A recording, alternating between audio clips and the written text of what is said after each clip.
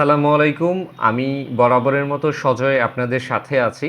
আজকে আমরা দেখব কিভাবে আপনি আপনার cPanel-এর মধ্যে অ্যাড-অন ডোমেইন অ্যাড করতে পারেন। How to add add-on domain or subdomain in cPanel।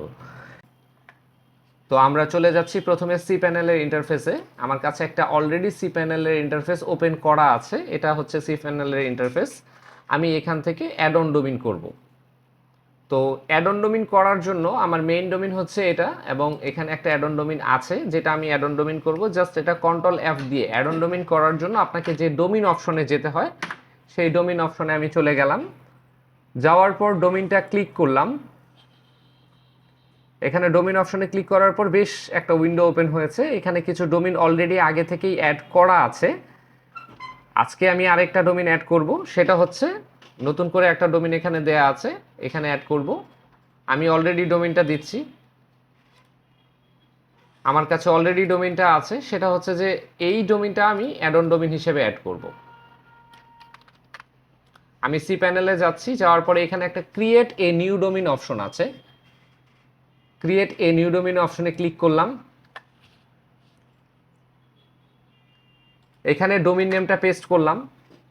করার পর এখানে নিচে দেখতে পাচ্ছি একটা চেক আউট অপশন আছে, আমরা এই চেক আউট অপশনটা তুলে দিব।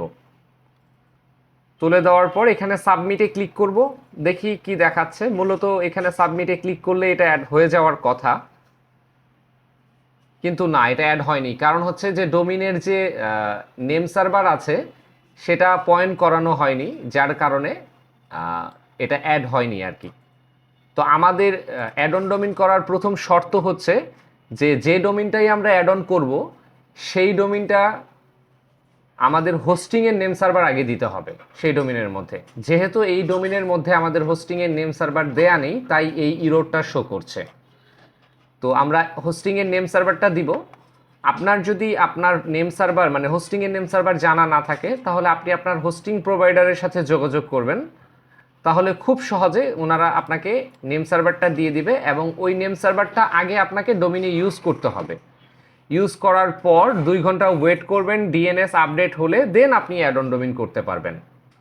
তো আমরা আমাদের ডোমিনের নেম সার্ভারটা চেঞ্জ করব আগে, যেহেতু আমার ডোমিনের নেম সার্ভারটা সঠিক নেই, আগে নেম সার্ভারটা দিতে হবে। তো আমি আমার ডোমিন ম্যানেজ প্যানেল এখানে ওপেন করে রেখেছি।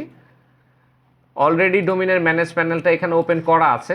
জাস্ট এই ডোমিনের ম্যানেজ প্যানেলের ডোমিনে এসে মাই ডোমিন থেকে আমি আমার ডোমিনটা খুঁজে পাবো।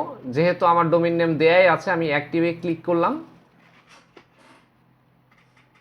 ম্যানেজ করার অপশনটা ওপেন হয়ে গেছে। রেজিস্টার লকটা এখান থেকে যদি আনলক করা থাকে তাহলে থাকলো, যদি না করা থাকে তাহলে আনলক করে নেবেন। আমারটা অলরেডি আনলক করা আছে, তাই আমি আর এখানে কিছু করলাম না। এরপর সরাসরি নেম সার্ভারে চলে গেলাম। এখানে বাই ডিফল্ট আমার কিছু নেম সার্ভার দেয়া আছে, আমি use custom name server enter below এই অপশনটা সিলেক্ট করলাম। আমার অরিজিনাল নেম সার্ভার কি হবে সেটা আসলে আমি এখান থেকে নিয়ে নিয়েছি, আগেই আমি রেখে দিয়েছিলাম।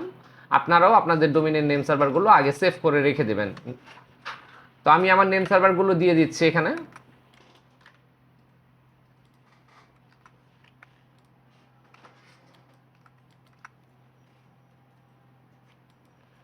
জি, আমি নেম সার্ভারগুলো অ্যাড করেছি।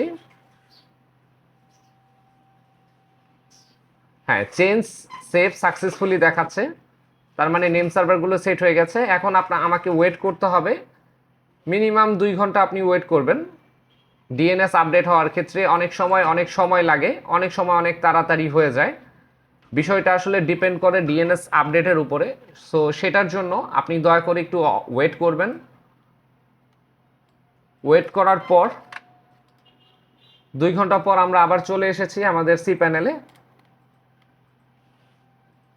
আমরা ডোমিন অপশনে চলে যাচ্ছি।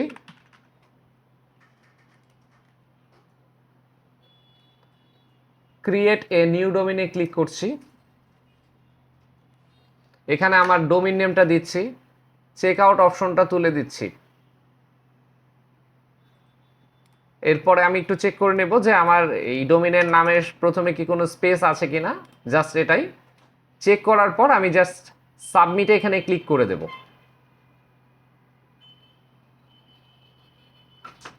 আমি দেখতে পাচ্ছি আমার কাছে সাকসেসফুলি একটা মেসেজ দেখিয়েছে, the success you have successfully create a new domain এবং ডিরেক্টরিটাও দিয়ে দিয়েছে। তার মানে বোঝা যাচ্ছে যে ডোমিনটা অ্যাড অন হয়ে গেছে।